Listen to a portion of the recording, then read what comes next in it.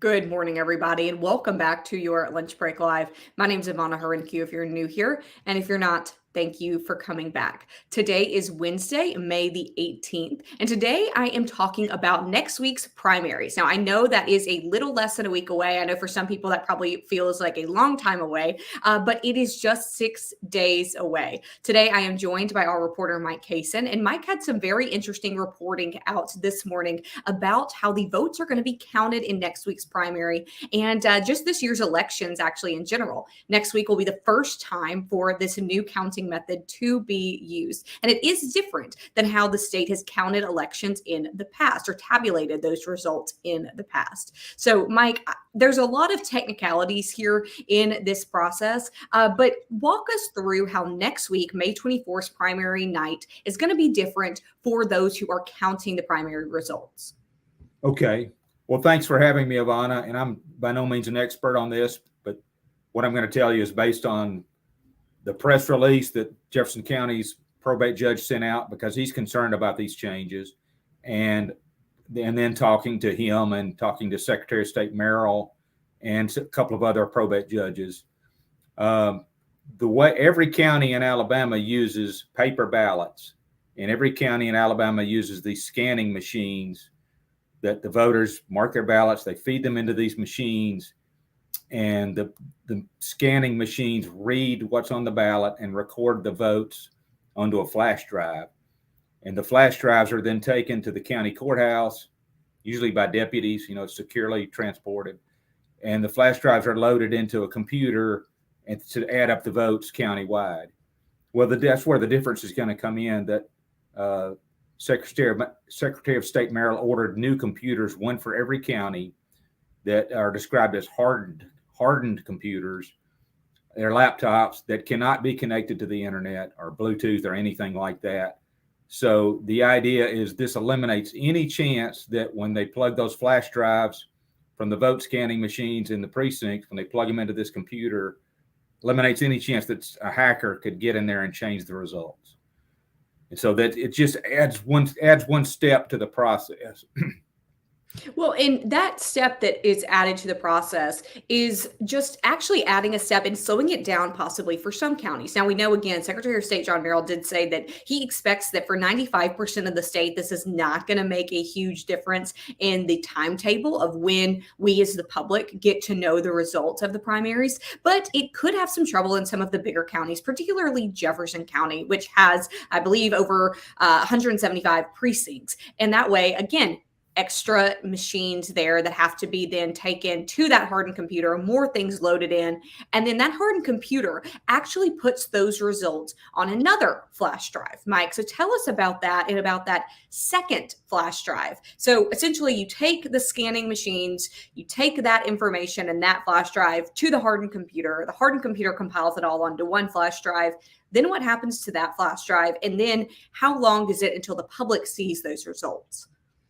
Well, the flash drive from the hardened computer that's going to contain all the compiled results from the precincts, that'll be taken and inserted into another computer, and it will be combined into one file, and that will be, well, each county will have one file, and that will then be sent from that second computer to the Secretary of State's office where the statewide totals are compiled. That's my understanding of how it works. So essentially, we're just adding that extra computer. So that first computer being the hardened computer, and then we're taking those results onto the regular internet connected computer to send those results down to Montgomery. That's my understanding of it. I think that's correct. Now in Mobile County, probate judge there, Judge Davis, he said they already used a hardened computer, and he said there's not going to be any change for them. In Madison County, Judge Frank Barger, the probate judge there, said he thinks it'll be just a minimal, any lag time caused will be minimal. The Lee County probate judge, Bill English, also said he expects just minimal, delays. Well, and the reason that some of these other counties are not going to see delays is because they didn't have very many computers tabulating results in the first place. Most of their results were going to one computer anyway. So essentially what they'll do is they'll add that extra hardened computer put the results on that, take those results into the internet connected computer, and then they are finished. Now, the biggest difference, it seems like, is in Jefferson County. Jefferson County had, I believe, 5 locations where they had computers that they would tabulate results and then combine them later onto that computer that sent the results down to Montgomery. So this basically takes out at least 3 of those locations where the county can tabulate results. And it means that those results have to be taken to a central location to be tabulated. Is that right? That's right. Instead of 5 locations, Jefferson County will have 2, Bessemer and Birmingham. Every county got one of the new hardened computers. Jefferson County talked with Secretary Merrill, and they got permission to get a second one. So they'll have 2 locations where they download these, where they compile the results. And probate judge James Naftel, he sent out a press release last Friday, just sort of putting out the word, this is going to be new to us. It's pretty good bit different than how we've done it in the past, and there could be some delays. We're not exactly sure how it's all going to unfold, but I think he just wanted to put people on notice that it's going to be slower election night. He doesn't yet know how much slower. Well, and also something that'll be different, at least in Jefferson County. And I've covered elections in Jefferson County. I'm not sure how some of the other counties do it, but in Jefferson County, previously, before this new change, we would have kind of a live feed of results from different precincts as the precincts were counted. And as they went to those 5 separate computers, those results would automatically populate an online module, and we would see those numbers publicly. So we didn't have to necessarily be at the courthouse to see the printout that's posted on the door that you hear of, that you think sometimes is being kind of the old way of doing things. We could do it from our office, from our homes, and look at that live feed. But that is not going to happen this year because of this hardened computer and because those computers are not connected to the internet. Is that right, Mike? That's right. Judge Naftel explained that what they're planning to do is, yes, as you said, they've had that live real-time reporting when they plug the flash drives from the precincts into one of the 5 computers. It automatically pops up so people can watch those results as they come in. Now that won't happen because that hardened computer is not connected to the county network. So he said the plan is to intermittently stop and print reports from the hardened computer. That'll be updates of how many votes have come in at a certain point. He said maybe every hour or so. And then those printed reports will be posted on the county's website. So he said, we're trying to make it as close to what we've been doing as possible, but it's not going to be the same. And it's not going to have that live results feel. Right. And something, too, that we should notice, this does not affect voters. This does not affect voters who are going to their precincts, to their polling place to cast their ballot. They do not have to worry about this. This is something that is more geared toward people who enjoy following election night returns, or for those of us in the press who are trying to report those details. If you are just going to cast your ballot, don't worry about it. Your precincts will not be affected, and you can go cast your ballot as normal. But Mike, this is something that, again, affects the public at home who want to sit and watch, and it affects us in the press to report those results. Now, something Judge Naftel said when you spoke with him and in that story that you wrote that we're going to link here, one thing he said really got me, and he said, we expect that by close to midnight next Tuesday, May 24th, on the primary night, that we'll have a pretty good idea of who our winners are. And he said that close to midnight. That was interesting to me because Jefferson County is typically not that late. They typically have their results several hours before midnight, maybe around 10 p.m. So that seems like a pretty substantial change, at least in Jefferson County.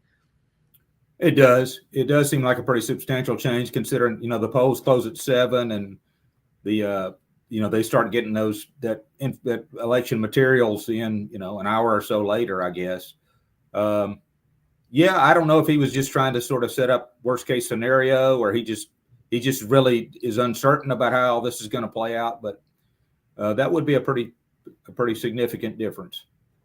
I want to address, too, one, I think, confusion we have here in the comments. Somebody was saying if there are fewer polling places, saying that would affect voters. Let me back up for just a second. And those 5 locations that Mike and I were talking about were just tabulating centers, essentially. It was not somewhere where people could go in and vote. So this change does not affect polling places and the voters' ability to walk into their polling place and cast their ballot. So this is not a change for that. This is not a limit on the amount of precincts or polling places. This is solely for the administrators, the election workers, the people who are counting those ballots, and those of you who are tuning in late at night on that Tuesday to watch those returns come in. This does not affect you. This does not affect voters that just want to walk in and cast their ballot. So I just want to make that very clear that this is not a change that you will see when you go in to fill out that ballot. Now, That's Mike, right. we've talked about Jefferson County. What about the other counties in the state?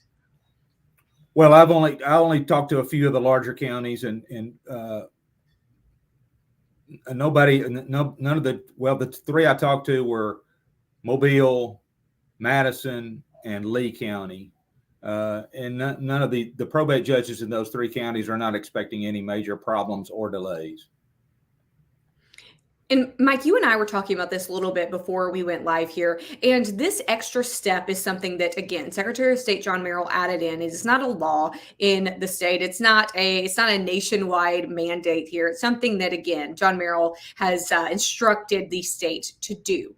But this extra step, they say, is preventative. They say that we have not had a history, or do we have any, we've not had any examples of people trying to hack in virtually and change election results. They say they're doing this just to make sure that that couldn't happen. So, Mike, it seems like this is an extra step that might make things a little bit more difficult on election night, but that is preparing for any arguments that may arise after the votes are counted. That's right. That's the way it's been described to me. There is the legislature decades ago created something called the Electronic Voting Committee. It's 5 appointed members, including a legislator or 2. And and what they do is, one of the things they do is they certify if counties want any voting equipment used by counties, they have to certify it. And one of the rules they have had, well, I don't know if it's an official rule, but one of the criteria they look at is they don't want those machines to be connectable to the internet. So this has been something of a policy for the state, and Secretary Merrill said that's why he went ahead and ordered these laptops as what he called a proactive step.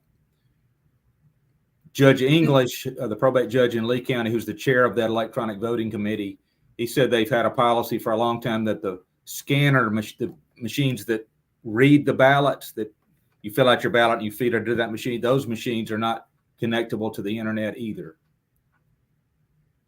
So again, this is for some counties. I think you said maybe Mobile County was already using a hardened computer. So this doesn't change the process in some areas of the state. In some areas of the state, it does change the process, especially Jefferson County, pretty significantly there. So again, that is why John Merrill has said, look, 95% of the state, you're going to be seeing things come in as you normally would. About 5% of the state is where you're going to be seeing the delays. Again, election night results, not during the day, not from 7 a.m. to 7 p.m. when you need to go cast your ballot there. And, Right. and Mike, one other thing I wanted to ask you was that you also had something in your story about a legislature who has wanted to make this a law, and it has not gone through yet. It has not passed. So tell me a little bit about that law, and if we expect that to pass in the future, if this policy is already being implemented without a law. Yes, State Senator Clyde Chambliss, he's a Republican from Prattville. He had a bill. He said he's had a bill for several years that would put into the state law that any electronic vote counting systems cannot be connectable to the internet or any kind of computer, cell phone networks or anything like that. He had that bill. I think he's had it several years. It didn't go anywhere this year. I'm not sure. I don't remember it being debated or anything, but he said he will continue to sponsor that bill. He just thinks it makes sense to have it in the state law as opposed to just a policy. And again, something we should note is that these computers did cost the state about $247,000. And again, that was statewide for these computers, one per county, except Jefferson County, who got two just because of population and because of the amount of votes coming in. So, Mike, it seems like it is going to be an interesting primary day and night for many reasons. This could mean that it might be a long night for some of us, but I know we're always prepared for that in general. So there will be a lot of political news, I know, coming before Tuesday. I know we got to let you prepare for that. But thank you for explaining this change and telling us a little bit about how it works and kind of getting past some of the jargon there. Well, thanks for having me, Ivana. I enjoyed it. Mike, thank you again, everybody watching. Thank you so much. We'll see you.